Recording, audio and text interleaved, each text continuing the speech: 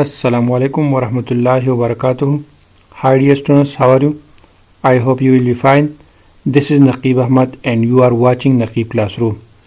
आज है स्टेटिस्टिक्स के इंटरव्यू क्वेश्चन की सीरीज़ में पार्ट 16 और आज के इस लेक्चर में हम इंशाल्लाह 8 मुख्तलिफ क्वेश्चन को डिस्कस करेंगे, लेकिन उनको समझने के लिए आपने इस लेक्चर के आखिर तक हमारे साथ रहना है। नंबर फर्स्ट क्वेश्चन है, what are the limitations of standard deviation. Standard deviation की लिमिटेशंस क्या है? तो इसका आंसर बहुत ही सिंपल सा आंसर है। आपने याद रखना है कि स्टैंडर्ड डिविएशन के दो लिमिटेशंस है, ठीक है। एक ये है कि इसकी कैलकुलेशन थोड़ा सा डिफिकल्ट होता है और दूसरा ये कि एक्सट्रीम वैल्यूज यानी आउटलायर की वजह से इसकी रिजल्ट्स पर असर पड़ता है, ठीक है। यानी आउटलायर की वजह से इस पर असर पड़ता है और दूसरा ये कि इसका कैलकुलेशन थोड़ा सा डिफिकल्ट होता है। तो ये दो लिमिटेशंस आपने याद रखने हैं।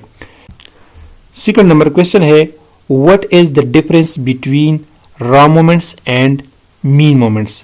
यानी इस क्वेश्चन में ये पूछा गया है कि रॉ मोमेंट्स और मीन मोमेंट्स के दरमियान क्या डिफरेंस है। तो इसका आंसर कुछ यूँ है कि raw moments are an average of power deviations of data values from origin or arbitrary point, whereas mean moments are average of power deviation of data values from their means। यानी इसका मतलब ये है कि रॉ मोमेंट में हम जो deviation लेते हैं उस डिविएशन में हम वैल्यू से आर्बिट्ररी पॉइंट को माइनस करते हैं। यानी ये डिविएशन किस चीज का होगा? वैल्यूज और आर्बिट्ररी पॉइंट के दरमियान होगा, ठीक है। और जब हम मीन मोमेंट्स लेते हैं तो मीन मोमेंट्स में हम डिविएशन लेते हैं वैल्यू से इसके मीन का, ठीक है। यानी वैल्यू से इसका मीन हम माइनस करते हैं, तो इसको हम मीन मोमेंट्स कहते हैं। तो मीन मोमेंट्स और रॉ मोमेंट्स में डिफरेंस बस इसी पॉइंट का है। यानी रॉ मोमेंट में हम आर्बिट्ररी पॉइंट को माइनस करते हैं और मीन मोमेंट्स में हम मीन को माइनस करते हैं, ठीक है। तो ये इसका सिंपल सा आंसर है। थर्ड नंबर क्वेश्चन है, what type of information provided by the moments ratio। यानी इस क्वेश्चन में ये पूछा गया है कि ये मोमेंट रेशो जो है ये किस टाइप के इंफॉर्मेशन प्रोवाइड करते हैं। तो ये याद रखिए कि moment ratio provide information about degree of skewness and kurtosis, ठीक है। यानी मोमेंट रेशो जो है ये हमें स्क्यूनेस और कार्टासिस के बारे में इंफॉर्मेशन देते हैं, क्योंकि हम दो तरह के मोमेंट्स फाइंड करते हैं, एक है B1 और दूसरा है B2। B1 हमें स्क्यूनेस के बारे में इंफॉर्मेशन देता है और B2 कार्टासिस के बारे में इंफॉर्मेशन प्रोवाइड करता है, ठीक है। क्वेश्चन नंबर 4 है, what is the difference between dispersion and skewness. यानी डिस्पर्शन और स्क्यूनेस के दरमियान क्या डिफरेंस है। तो इसका आंसर कुछ यूं है कि dispersion measure the degree of variation while skewness measure the nature of variation whether it is positively or negatively skewed।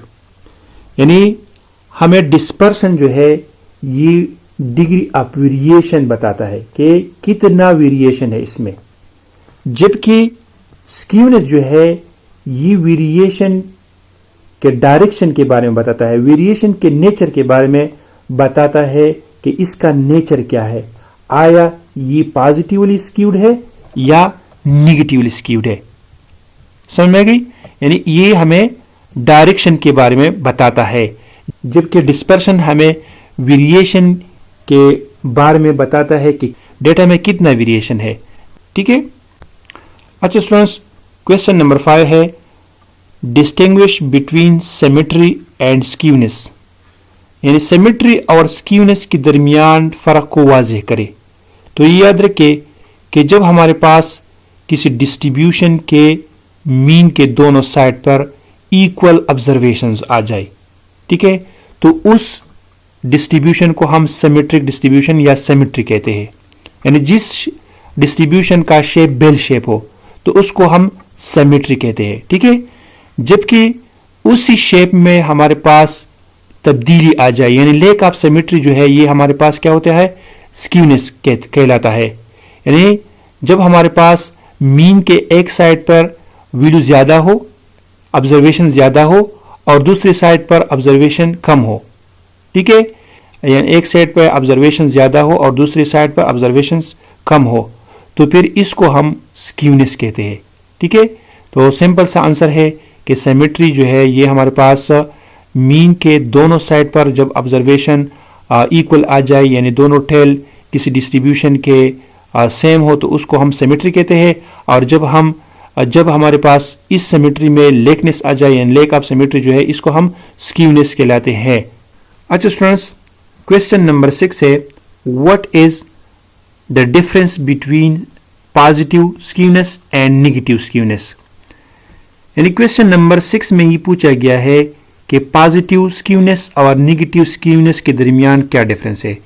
तो बहुत ही सिंपल सा आंसर है इसका कि वो डिस्ट्रीब्यूशन या वो शेप जिसमें राइट साइड लेफ्ट साइड से क्या हो, लार्ज हो, यानी राइट टेल लेफ्ट टेल से लार्ज हो, तो उसको हम पॉजिटिव स्क्यूनेस कहते हैं।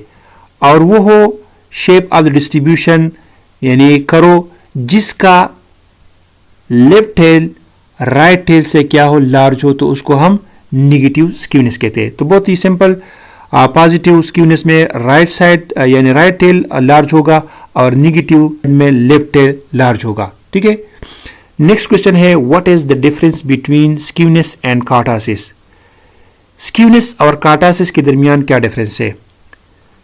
The lack of symmetry is called skewness and kurtosis is the degree of weakness in a distribution is called कार्टासिस। यानी जब वो किसी डिस्ट्रीब्यूशन के लेक ऑफ सिमेट्री हम देखते हैं कि इसके सिमेट्री में कितना डिफरेंस आया है, इसमें कितना लेकनेस आया है, तो उसको हम क्या कहते हैं, स्क्यूनेस कहते हैं। ठीक है, यानी किसी डिस्ट्रीब्यूशन के सिमेट्री में कितना लेकनेस आया है, जब हम इसको मेजर करते हैं तो इसको हम स्क्यूनेस कहते हैं। और जब हम किसी डिस्ट्रीब्यूशन के पीकनेस या फ्लैटनेस को मेजर करते हैं कि ये कितना ऊंचा है, ठीक है, यानी इस डिस्ट्रीब्यूशन का शेप कितना बुलंद हुआ है, कितना ऊंचा है, ये डिस्ट्रीब्यूशन कितना ऊंचा गया है, तो इसको हम फिर कहते हैं कार्टासिस। समझ में आ गई। नेक्स्ट क्वेश्चन है, What is the various characteristic of कार्टासिस। कार्टासिस के मुख्तलिफ करेक्टरिस्टिक्स कौन कौन से हैं। तो इसका आंसर बहुत ही सिंपल सा आंसर है, ये याद रखिए कि कार्टासिस के 3 करेक्टरिस्टिक्स है। इस तरह भी कह सकते हैं कि कार्टासिस के 3 टाइप्स है, एक है लेप्टोकार्टिक, एक है प्लेटिकार्टिक और दूसरा है मेसोकार्टिक। ठीक है, तो ये 3 करेक्टरिस्टिक्स है कार्टासिस के। समझ में आ गई। आज के लिए बस इतना ही। अल्लाह हाफिज।